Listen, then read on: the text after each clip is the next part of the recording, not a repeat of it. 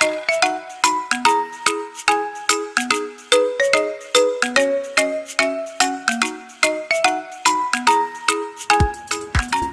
day everyone! Again, I am Charlene Liprado coming from 3B Ped A, and for today's video, I am going to perform my Learning Experiences 8 considered as my Practical Exam 1 entitled Skills Challenge. Let me give to you an overview about these 3 stages of motor learning. Learning motor skill stages are as follows. First, we have the cognitive stage of learning. Second, we have the associative stage of learning. And lastly, we have the autonomous stage of learning. These 3 stages or model was introduced by Fitz and Posner 1967. These deliberations may offer athletes some guidance as they approach and develop their personal mindfulness practice. As a future physical educator, understanding the stages of learning can help us become a better educator. Learning makes world go around.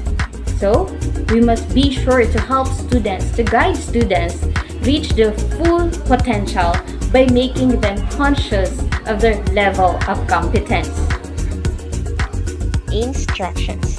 Demonstrate and execute 3 different skills: sports, dance, or exercise through video recording, and identify the stages of learning of your motor skills. Give a brief explanation for each. If you don't have any skills which are considered autonomous stage, research a video performance from YouTube that would represent the autonomous stage.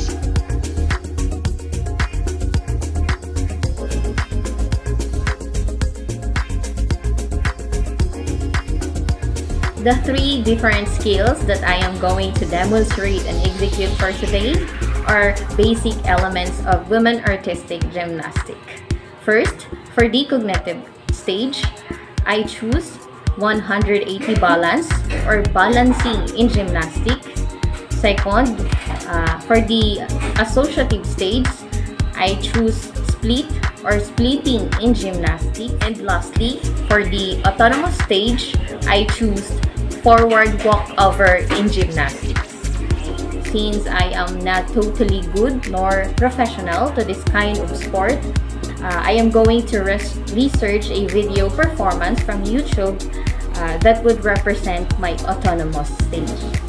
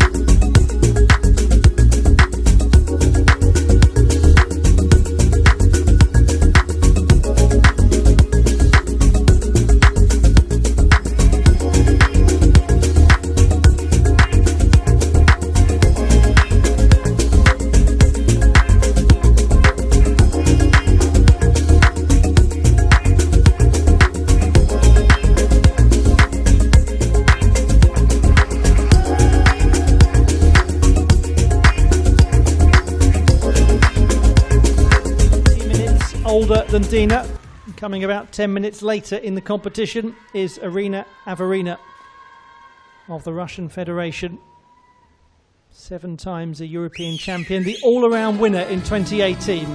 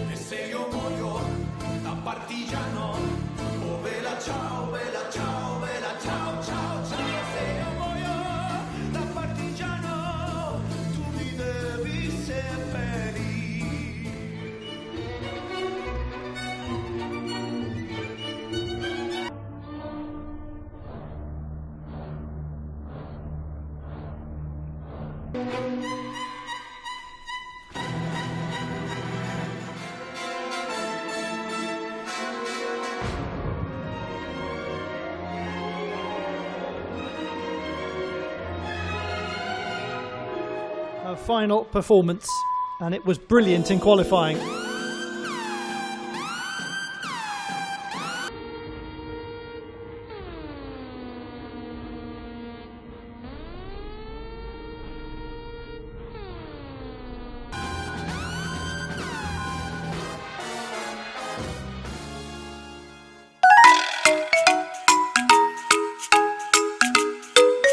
First, let's start with cognitive skill na ipina-perform ko sa stage na yan.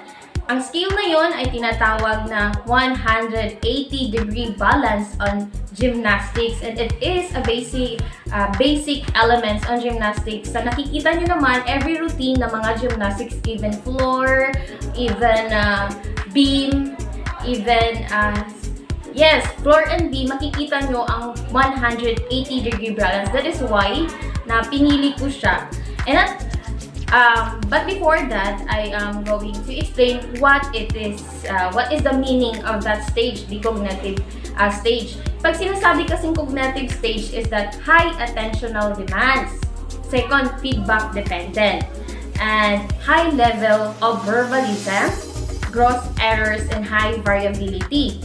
During the cognitive stage kasi, you learn what is needed to perform a skill. Frequent error occurs, tend to perform the skill slowly, have a high attentional demand, requires a lot of feedback, either sa teacher, sa peers, or sa coach, and at the same time, attention to decisions and step-by-step procedures.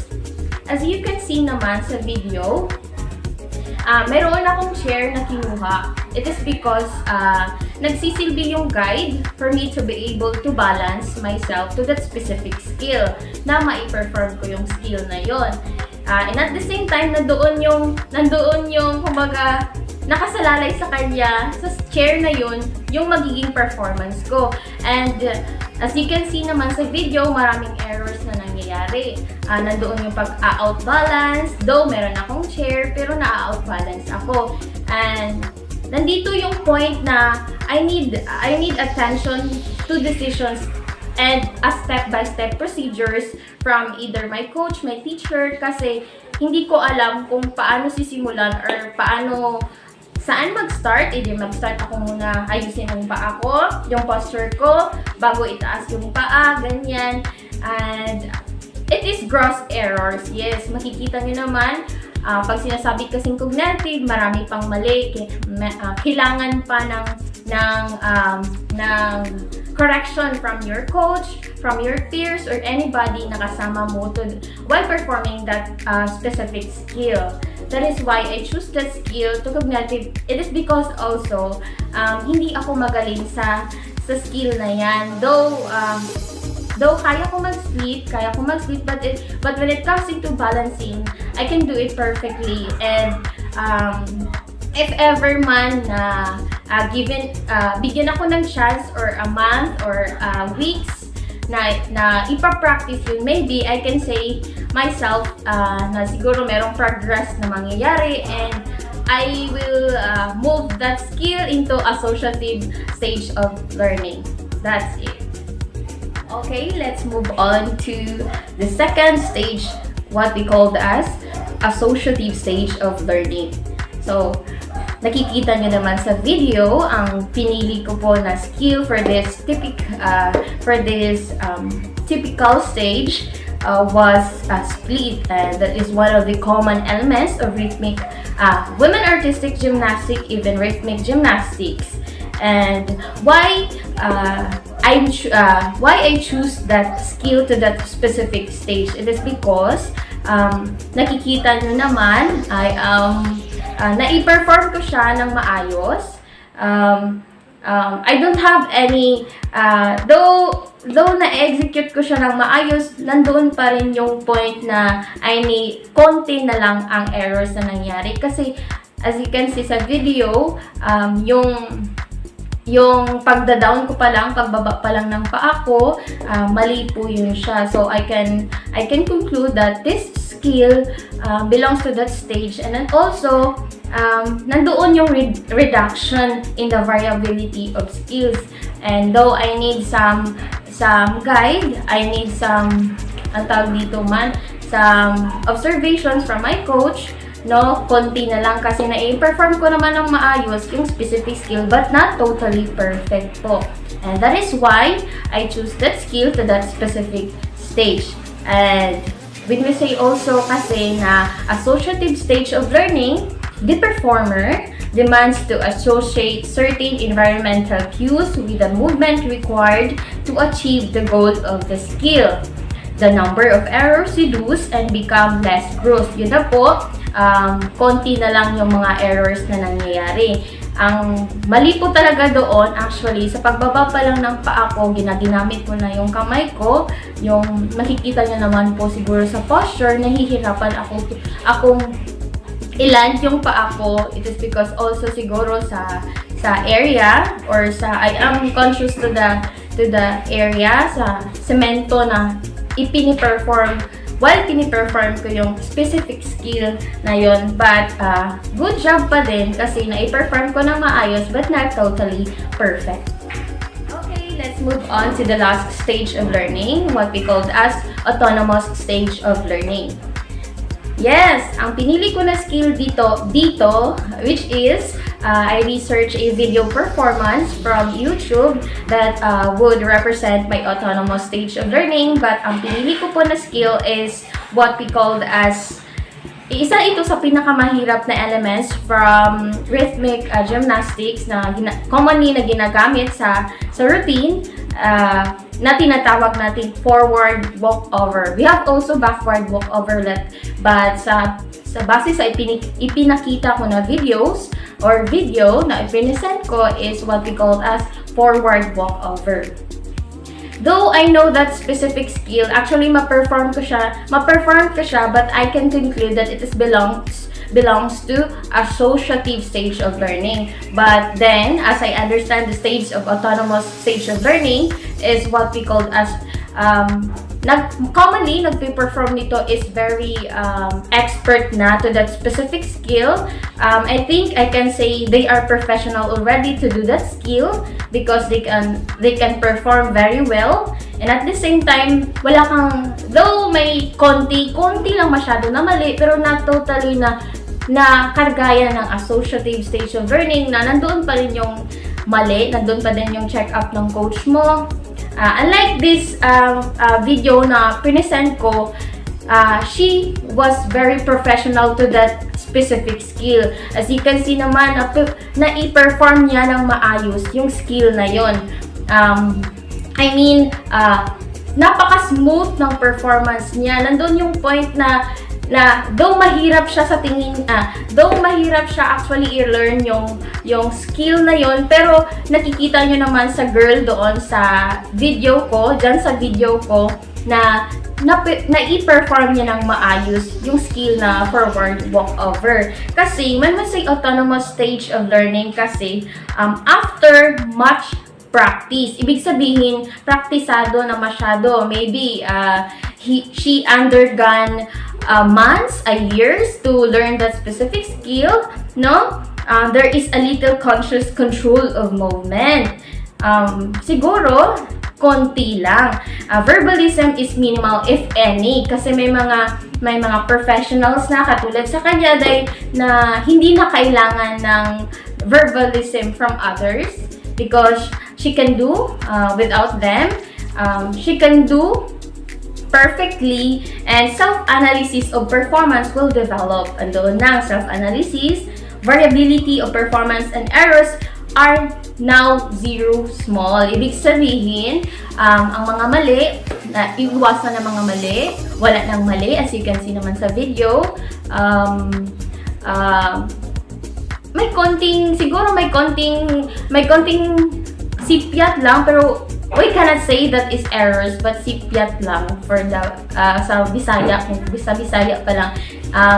That is why I choose that skill to that specific stage, because I know talaga na commonly nag-move on to this autonomous stage was so very professionals na, like that girl who performs the forward book over to her different exercises, different exercises for her floor routines. That was what we called as forward walk over. That is why I choose that skill to that specific stage.